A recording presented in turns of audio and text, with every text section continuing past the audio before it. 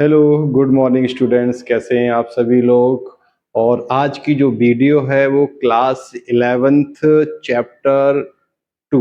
ठीक, class 11th की है, माइक्रो इकोनॉमिक्स की चैप्टर नंबर 2, कंज्यूमर इक्विलिब्रियम के ऊपर। तो कंज्यूमर इक्विलिब्रियम क्या होता है, कंज्यूमर इक्विलिब्रियम की कौन कौन सी फीचर्स होती हैं, ठीक, किन कंडीशन में कंज्यूमर इक्विलिब्रियम होता है। फिर हम बात करेंगे इंडिफरेंस कर्व की, टीयू क्या होती है, यूटिलिटी क्या होती है, टोटल यूटिलिटी क्या होती है, मार्जिनल यूटिलिटी क्या होती है, इन दोनों के बीच में क्या रिलेशनशिप होता है, इन सब चीजों के बारे में। बजट लाइन क्या होती है, इंडिफरेंस कर्व क्या होती है, बजट सेट क्या होता है, उसकी LDMU क्या होता है, law of diminishing marginal utility. इस पूरे चैप्टर्स के बारे में इस वीडियो में हम लोग डिस्कस करने वाले हैं। तो आइए देखिए कंज्यूमर क्या क्या पॉइंट हमने रखे हैं। कंज्यूमर इक्विलिब्रियम क्या होती है, कंज्यूमर इक्विलिब्रियम एक ऐसी सिचुएशन होती है जहां कंज्यूमर को अपनी दी गिवन इनकम से और मार्केट में जो प्राइसेस अवेलेबल होती हैं उससे फुली सेटिस्फाइड होता है। इन सिंपल वर्ड में अगर हम बात करें, consumer equilibrium is the point where a consumer feel fully satisfied with their spending and does not want to change their choice। यानी कि जो उसकी इनकम होती है उसको वो चेंज नहीं करता है क्योंकि वो बिल्कुल फुली सेटिस्फाई होता है। तो इसमें हमने क्या क्या पॉइंट, कंज्यूमर मैक्सिमम सेटिस्फेक्शन होता है, इनकम इज लिमिटेड होती है, price of goods are given होते हैं। ठीक, ये सारी चीजों को इस वीडियो के अंदर हमने इंक्लूड किया है। आइए चलते हैं अपने टॉपिक की तरफ। ठीक, माइक्रो इकोनॉमिक्स का चैप्टर नंबर 2 है कंज्यूमर इक्विलिब्रियम। कंज्यूमर इक्विलिब्रियम के बारे में आज हम लोग बात करने वाले हैं। देखिए, मीनिंग ऑफ कंज्यूमर इक्विलिब्रियम क्या होता है। Meaning of consumer equilibrium, consumer equilibrium is, क्या होता है, consumer equilibrium refers to a situation where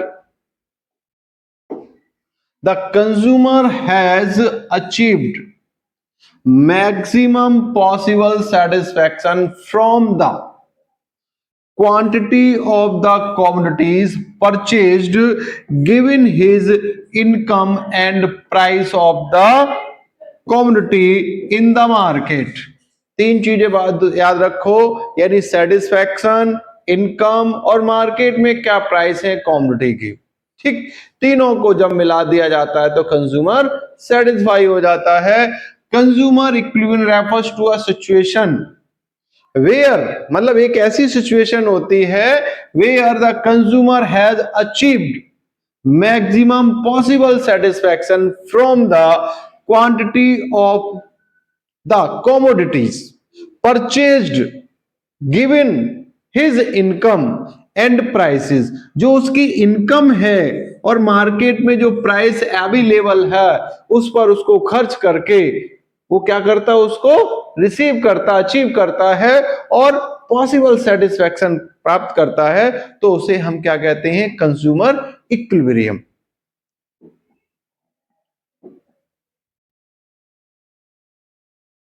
अब यहां बात करें, there are two main approaches to study consumer equilibrium.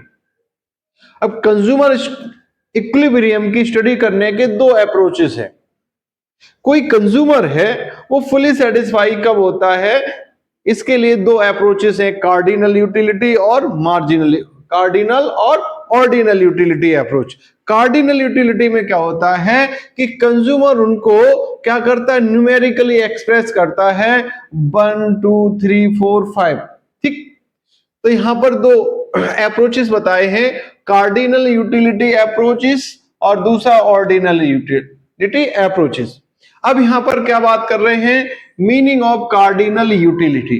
Cardinal utility क्या होती है, जब कोई कंज्यूमर किसी कमोडिटी का कंजम्पशन करता है तो उसको मिलने वाली सेटिस्फैक्शन को वो न्यूमेरिकली एक्सप्रेस्ड करता है।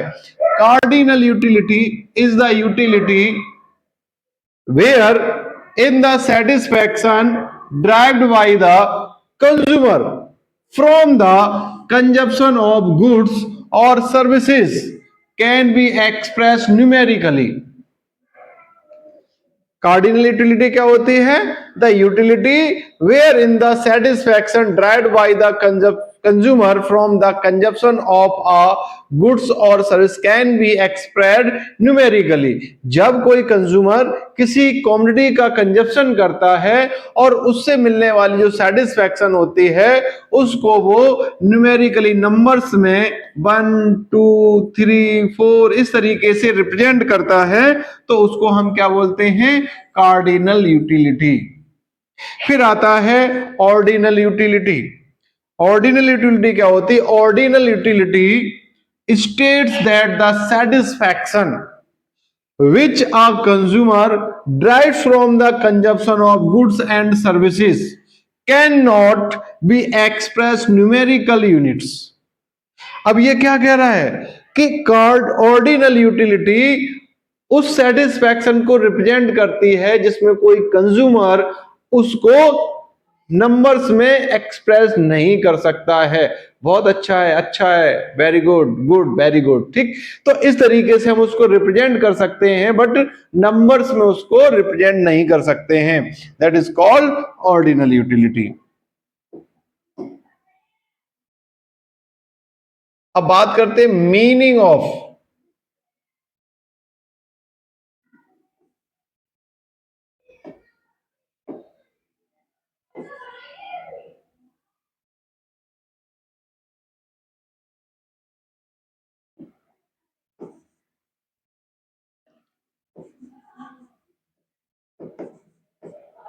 Meaning of utility. अब मीनिंग ऑफ यूटिलिटी की अगर हम बात करते हैं, utility is defined as the power of a community to satisfy a human wants. Utility क्या होती है? यूटिलिटी को डिफाइन कर सकते हैं power of a community to satisfy a human wants, यानी कि किसी भी कॉमोडिटी की वो पावर होती है जो ह्यूमन वांट्स को सेटिस्फाई कर देती है। That is called utility.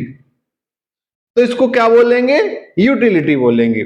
फिर in other words we can be say utility of a commodity is the total amount of psychological satisfaction that a person gets from consumption of a goods और services. Utility of a commodity is the total amount of psychological satisfaction।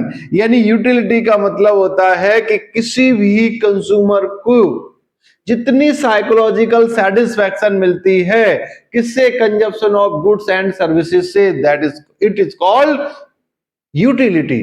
For example, a thirsty person derives satisfaction from drinking a glass of water. एक प्यासा व्यक्ति है तो उसकी प्यास कैसे बुझेगी? एक ग्लास पानी के पीने से। So a glass of water has got utility for the thirsty person. तो प्यासे व्यक्ति के लिए उस गिलास में जो पानी भरा हुआ उसकी यूटिलिटी उसके लिए है। Utility differs from person to person, यानी कि हर एक ही व्यक्ति की यूटिलिटी जो होती है वो पर्सन टू पर्सन कैसी होती है? अलग अलग होती है। मान लो सपोज दैट किसी पर्सन को किसी कम्युनिटी से 100% सेटिस्फैक्शन मिल रहा है और किसी को, अब जैसे मान लो कोई नॉन वेजिटेरियन है उसको वेज रख दो, या कोई वेजिटेरियन उसको नॉन वेज के लिए उसकी यूटिलिटी 0 है। तो ऐसी कंडीशन में हमें ये देखना होता है, अब एक मान लो एक ड्रिंकिंग करने वाला व्यक्ति, शराब करने पीने वाला व्यक्ति है, अब उसके लिए शराब की यूटिलिटी ज्यादा और जो शराब नहीं पीता उसकी यूटिलिटी उसके लिए 0 होगी। तो यानी कि utility differs from person to person, यानी यूटिलिटी जो होती है वो हर एक पर्सन के लिए अलग अलग होती है। फिर नेक्स्ट पॉइंट है meaning of marginal utility. Meaning of marginal utility का मतलब होता है when a consumer consume more 1 and more units get satisfaction of from each of a commodity। अब यहां पर क्या बताया? Marginal utility is the additional to the total utility. Marginal utility क्या होती है? Marginal utility is the addition to the total utility derived from the consumption of an additional unit of a commodity.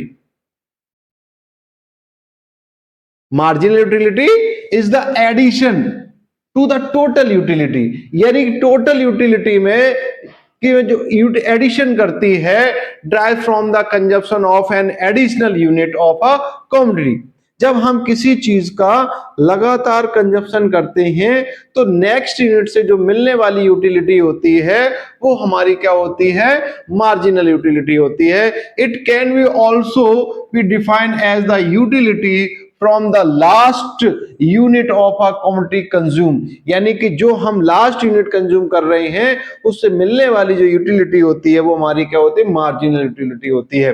फिर MUN marginality of number unit of, तो then total UTUN minus TUN minus 1 होती है। और हम करके marginality change in total utility upon change in quantity, यहां पर x क्या है, नंबर ऑफ यूनिट में क्या चेंजेस आ रहा है। मान लो सपोज दैट 50 यूनिट से 5 यूनिट से हमको 50 मिल रही थी और मैंने 6 यूनिट से 60 मिल रही है। तो अब आप क्या करेंगे, change in utility 60 minus 50 upon 6 minus 5, तो ये हो जाएगा 10 अपॉन 1 बराबर 10। तो यानी कि हमने एक यूनिट के चेंज करने से हमको कितनी मार्जिनल यूटिलिटी मिली, 10। तो ये क्या होता, marginal utility is the addition to the total utility derived from the consumption of an additional unit of a commodity। जब हम किसी एक एडिशनल यूनिट का कंजप्शन करते हैं तो टोटल यूटिलिटी में जो चेंज आती है वो हमारी मार्जिनल यूटिलिटी होती है।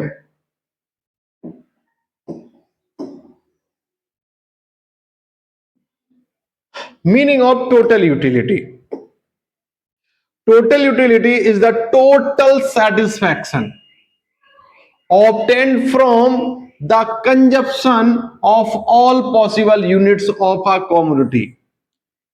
Total utility is the total satisfaction obtained from the consumption of all possible unit of a commodity। Total utility क्या होती है, जितनी भी हम यूनिट्स का कंजप्शन करते हैं उन सबसे मिलने वाली जो यूटिलिटी होती है उसका टोटल क्या होता है, टोटल यूटिलिटी होती है। For example, if the first orange gives you a satisfaction 10 utils, utility को हम मेजर किस में करते हैं, यूटिल्स में करते हैं। Second one gives you 8 utils and third one you 6 unit, then total utility from 3 oranges 10 plus 8 plus 6 is equal to 24 utils. यानी कि जब हमने पहला ऑरेंज खाया तो हमको 10 यूटिल्स मिले, दूसरा खाया तो हमें 8 मिले और तीसरा ऑरेंज खाने से हमको 6 यूटिल्स मिले। Then total utility from 3 oranges 10 plus 8 plus 6 equal to कितनी हो गई, 24 यूटिल्स हो गई। तो हम यूटिलिटी को किस में मेजर करते हैं, यूटिल्स में मेजर करते हैं। अब ये कह रहा है कि TUN टोटल यूटिलिटी का फॉर्मूला क्या होता है, total of marginal utility sigma MU। फिर नेक्स्ट पॉइंट है relationship between total utility and marginal utility. देखिए यहां 3 इंपॉर्टेंट पॉइंट हमने लिखे हैं बहुत ही easily. When total utility increase as long as marginal utility is positive, जब हमारी टोटल यूटिलिटी कैसी हो रही होती है, बढ़ रही होती है, तो मार्जिनल यूटिलिटी हमारी कैसी होती है, पॉजिटिव होती है। ठीक, when total utility is maximum then marginal utility is 0। जब हमारी टोटल यूटिलिटी कैसी है, मैक्सिमम है, तब हमारी MU कैसी है, 0 है। When total utility start declining, when marginal utility becomes negative, और जब हमारी TU कैसी हो रही है, गिरने लगी है, डेक्लाइन हो गई है, तो हमारी मार्जिनल यूटिलिटी कैसी हो गई है, निगेटिव हो गई है। ठीक। तो यहां पर क्या रिप्रेजेंट किया गया है कि जब टोटल यूटिलिटी इंक्रीज होती है तो मार्जिनल यूटिलिटी हमारी पॉजिटिव होती है, और जब हमारी टोटल यूटिलिटी कैसी होती है, मैक्सिमम होती है, तब मार्जिनल यूटिलिटी जीरो होती है। जब टोटल यूटिलिटी डिक्लाइनिंग होने लगती है तो मार्जिनल यूटिलिटी निगेटिव हो जाती है।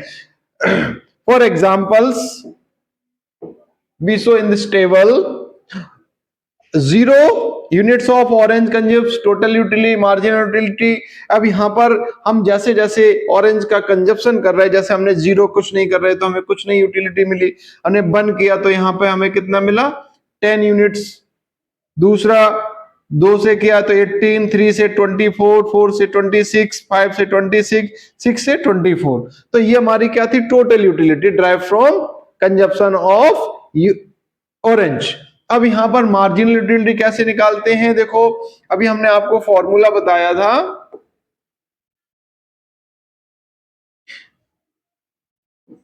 mu बराबर TUN माइनस TUN माइनस 1।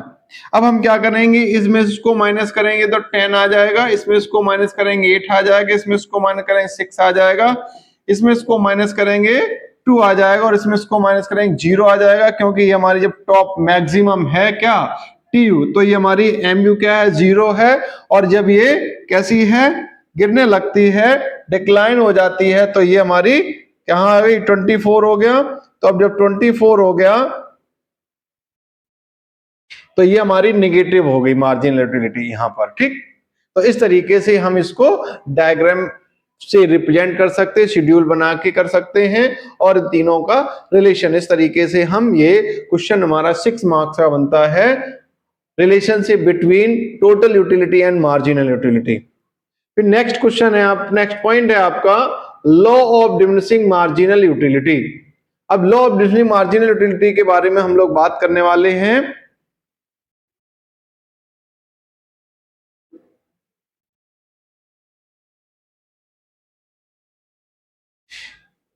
देखिए, law of diminishing marginal utility का मतलब होता है कि जब कोई कंज्यूमर किसी कमोडिटी का लगातार कंटिन्यू कंजप्शन करता रहता है तो उसको नेक्स्ट यूनिट से मिलने वाली जो यूटिलिटी होती है वो उसकी कैसी होती है, घटती जाती है, कम होती जाती है। जैसे कोई स्टूडेंट्स है, स्कूल के बाद जब वो घर पहुंचता है और जब वो फर्स्ट रोटी खाता है तो उसको मान लीजिए 100 यूटिल्स उसके यूटिलिटी मिली, फिर दूसरी खाता तो उससे 60 यूटिल्स की यूनिट यूटिलिटी मिलती है, और जब वो तीसरी रोटी को खाता है तो उसको 20 यूटिलिटी मिलती है, और जब वो चौथी रोटी खाता है तो उसको 0 यूटिलिटी मिलती है।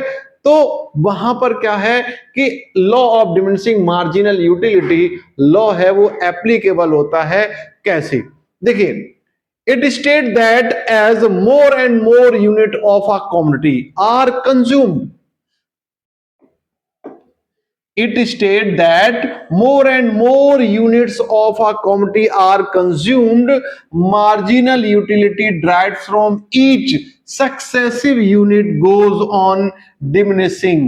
अब ये क्या कह रहा है कि जब हम किसी कमोडिटी का मोर एंड मोर, ज्यादा से ज्यादा कंजप्शन करते हैं तो उसकी जो मार्जिनल यूटिलिटी होती है वो हर एक यूनिट से कैसी हो जाती है, डिक्रीजिंग हो जाती है, डिमिनिशिंग हो जाती है, घटती जाती है। For example, the law can be explain with the help of an example. Suppose a thirsty man drinks water. अब यहां एक प्यासा व्यक्ति है और वो क्या चाहता है, पानी पीना चाहता है। The first glass of water he drinks will give him maximum satisfaction utility, से 20 utils. Second glass of water will also fetch him utility, but not as such as the first one, because a part of his thirst is satisfied by drinking the first glass of water। अब यहां पर क्या कह रहा है, suppose he got 10 utils from the second glass, it is just possible that he may get 0 utility from the third glass because his thirst has now been satisfied। there will be negative utility from the fourth glass of water. जैसा कि अभी हमने आपको बताया था for example कि एक बच्चा भूखा है और उसने पहली रोटी खाई, फिर दूसरी खाई, फिर तीसरी खाई और फिर चौथी खाई। तो इस तरीके से उसकी जो यूटिलिटी थी वो कैसी हो रही थी, कम होती जा रही थी, क्योंकि हम कंटिन्यूअस कंजप्शन कर रहे थे। और यहां पर भी वैसे ही बताया कि एक प्यासा व्यक्ति है और उसने जब एक गिलास पानी का पिया तो उसको 20 यूटिल्स के इक्विवेलेंट उसको यूटिलिटी उसको मिली। दूसरा जब उसने एक पानी का गिलास पिया तो उसको 10 मिली, और जब उसको तीसरी पानी का गिलास लिया तो उसको यूटिलिटी कैसी हो गई, 0 हो गई। और अगर वो चौथा गिलास लेता तो उसकी कैसा हो जाता है, यूटिलिटी निगेटिव हो जाती है ना। तो इस तरीके से यहां पर इंप्लीमेंट होता है आपका law of diminishing marginal utility. अब एज्यूम्शंस क्या क्या होती हैं marginal utility, law of diminishing marginal utility की? देखिए पहला पॉइंट क्या है, it is assume that utility can be measured and a consumer can express his satisfaction in quantitative terms like 1 2 3। ठीक, यहां पर क्या कह रहा है, it is assume that utility can be measure, हम यूटिलिटी को मेजर कर सकते हैं, and consumer can express satisfaction, अपनी सेटिस्फैक्शन को न्यूमेरिकली वो एक्सप्रेस्ड कर सकता है। Quality of the commodity should not undergo any change. क्या कह रहा है कि जो क्वालिटी ऑफ कमोडिटी वो चेंज नहीं होनी चाहिए। Take above the example of glass of water, ऐसा ना हो कि उसको एक बूंद पानी की डाली जाए उसके मुंह में, पहले एक ग्लास दे दिया फिर उसके अंदर एक बूंद डाली जाए तो उसकी यूटिलिटी इंक्रीज हो जाएगी कि साइज, क्वांटिटी और कलर चेंज नहीं होना चाहिए। नेक्स्ट पॉइंट है consumption should not proceed eight intervals, it should be a continuous process. ये कह रहा है कि दो कंजप्शन के बीच में कोई गैप नहीं होना चाहिए और कंजप्शन कंटिन्यूअस होना चाहिए। Consumer should be a rational person, consumer कैसा है, रेशनल पर्सन है। This means that her prefer more quality to less quantity of a goods, यानी कि वो हमेशा कैसा चाहता है कि ज्यादा क्वांटिटी चाहता है, कम क्वांटिटी को कंज्यूम नहीं करना चाहता है। दूसरा, time period of consumption should not be too long, यानी कि कंजप्शन कैसा होना चाहिए, पहले हम बताया कंटिन्यू होना चाहिए, और कंजप्शन का जो टाइम पीरियड वो लॉन्ग नहीं होना चाहिए। Consumer states taste habits income etcetera may be change if the time gap is more, अगर दो कंजप्शन के बीच में ज्यादा गैप है तो उसकी इनकम चेंज हो सकती है, टेस्ट चेंज हो सकता है और हैबिट चेंज हो सकती है। लास्ट पॉइंट है the price of the substitute goods and complementary goods should not be change, यानी वो ये कह रहा है कि एलडीएमयू की एप्लीकेबिलिटी तभी पॉसिबल है जब जो सब्स्टिट्यूट गुड्स होते हैं, कॉम्प्लीमेंट्री गुड्स होते हैं, उनके प्राइसेस चेंजेस नहीं होने चाहिए। ठीक, तो ये हमारी 6 एज्यूम्शंस हैं किसकी, एलडीएमयू की, law of diminishing marginal utility की। अब बात करते हैं exceptions to the law of diminishing marginal utility. देखिए कुछ एक्सेप्शंस हैं, अपवाद हैं इसके, कि जहां पर ये एलडीएमयू एप्लीकेबल नहीं होता, लागू ही नहीं होता है। तो कौन कौन सी सिचुएशंस हैं? तो पहला पॉइंट है a miser is not a good subject for this law.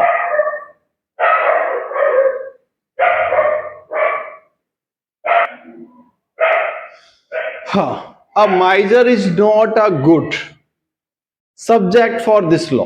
अब इसमें यह बताया है कि एक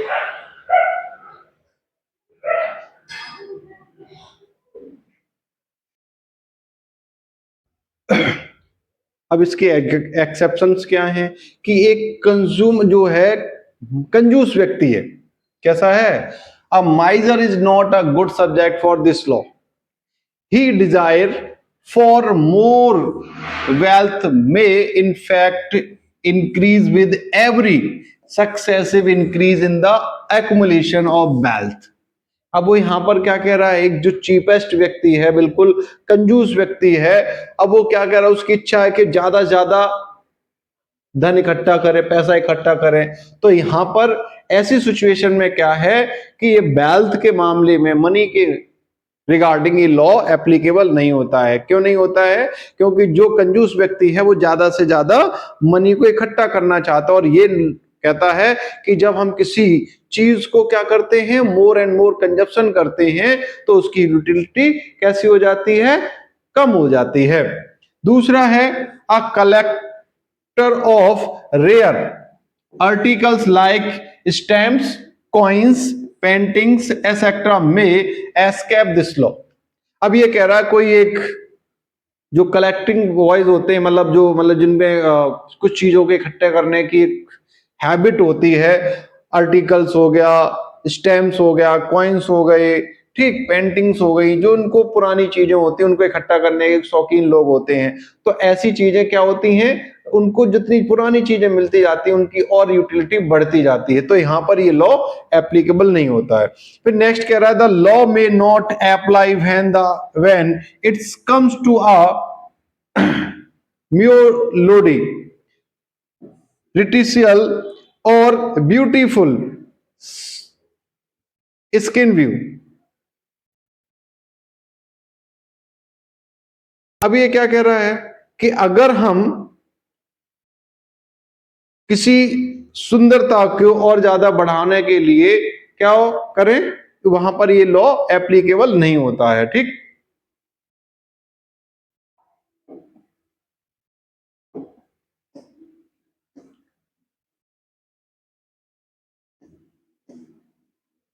फिर कह रहा है मीनिंग ऑफ इनडिफरेंस कर्व। अब ये इनडिफरेंस कर्व क्या होता है? ठीक, indifference curve when a consumer consume, क्या कह रहा है, when a consumer consume various goods and services then there are some combinations which give him same satisfaction. जब कोई कंज्यूमर टू और मोर यानी कि टू गुड्स का कंजप्शन करता है, तो दोनों से मिलने वाली जो सेटिस्फैक्शन लेवल होता है वो उसका इक्वल होता है। कैसा होता है? इक्वल होता है। तो दोनों के प्रति उसकी कैसा होता है? आइसोक्वेंट होता है, यानी कि उसका किसी के प्रति उसका कम और ज्यादा लगाव नहीं होता है। ठीक है, अब यहां पर क्या कह रहा है, सेम सेटिस्फैक्शन मिलता है। When a consumer consume various goods and services, then there are some combinations which give him same satisfaction. The graphical representation of such combination is termed as indifference curve। और जब इस combinations को हम graphical representation provide कराते हैं तो ये हमारा इंडिफरेंस कर्व के रूप में बनता है। In other words an indifference curve is a curve that show all those combinations of two goods which give equal satisfaction to the consumer। अब ये कह रहा है an indifference curve is a curve that show all those combination of two goods which give equal satisfaction to the consumer। यानी कि indifference curve एक ऐसा curve है जो ये शो करता है those combination of two goods, यानी टू गुड्स के कॉम्बिनेशन को ये रिप्रेजेंट करता है कि उससे मिलने वाली जो यूटिलिटी होती है वो सेम सेटिस्फैक्शन होता है। अब देखिए यहां पर, तो पहला पॉइंट है यहां पर combinations A B C D, ये कॉम्बिनेशन है गुड्स एक्स और गुड्स वाई, ये हमारी मार्जिन रेट ऑफ सब्स्टिट्यूशन है। तो पहले हमने इसकी 1 यूनिट्स का कंजप्शन किया, इसकी 8 यूनिट्स का कंजप्शन किया। ठीक, इसकी 2 यूनिट, इसकी 4 यूनिट, इसकी 3, इसकी 2, इसकी 4, इसकी 1। अब देखिए यहां पर कितना चेंज हुआ, पहली यूनिट यहां पर 1 चेंज हुई एक्स की, वाई में कितना चेंज हुआ इससे, फिर इसमें कितना चेंज हुआ 1, यहां कितना हुआ 2, यहां कितना हुआ 1 और यहां कितना हुआ 1। तो यहां पर दोनों से मिलने वाली जो यूटिलिटी है वो कैसी है, सेम है, चाहे वो इस यूनिट का कंजप्शन करे या इसका करे। तो यहां पर इसको रिप्रेजेंट किया गया है जब हम 1 यूनिट x की कंज्यूम कर रहे थे 1 यूनिट, तो बाई यूनिट्स को हमको कितनी सेटिस्फैक्शन मिल रही थी 8। जब हमने 2 यूनिट इसकी कंज्यूम की हैं तो इससे मिल रही थी हमको 4। फिर इसकी 3 यूनिट की कंज्यूम हमने की तो इससे मिल रही थी हमको 2 यूनिट, और जब हमने इसकी 4 यूनिट कंज्यूम की तो इससे मिल रही थी 1। तो इस तरीके से ये हमने इसको रिप्रेजेंट कर दिया, तो ये हमारी आईसी कर्व हो गया। ठीक, तो ये हमारा इंडिफरेंस कर्व था। तो वीडियो को लाइक करें, वीडियो को ठीक शेयर करें और कमेंट करना बिल्कुल ना भूलें। Thank you very much. फिर आपकी नेक्स्ट वीडियो कल आएगी, इसी चैप्टर से रिलेटेड कुछ वर्कशीट होगी और आपके एमसीक्यूज रहेंगे। और नेक्स्ट वीडियो चैप्टर है आपका थर्ड डिमांड, उस वाली चैप्टर का वीडियो भी आपको कल मिलने वाला है। तो वीडियो को किसी भी तरह से स्किप ना करें, पूरी वीडियो देखें और अपने नोट्स को कंप्लीट करें। Thank you.